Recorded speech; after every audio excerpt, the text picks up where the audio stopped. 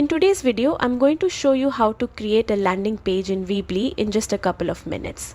This is perfect if you want a focused page for promotions, offers, or campaigns. Let's get started. Begin by logging into your Weebly account. Once you're signed in, you will land on your main dashboard. From here, select the Website tab and choose Edit Site to open your site editor. When the editor loads, go to the top menu and select Pages. This is where you control and organize every page on your website. Inside the Pages section, click the plus button to add a new page. A menu will appear with different page types.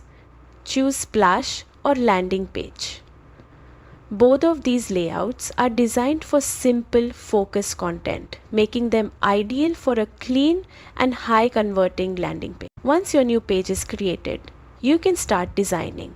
Use Weebly's drag and drop editor on the left side of your screen to add text, images, buttons, forms, or anything else you want on your landing page. Move elements around until the layout matches your vision.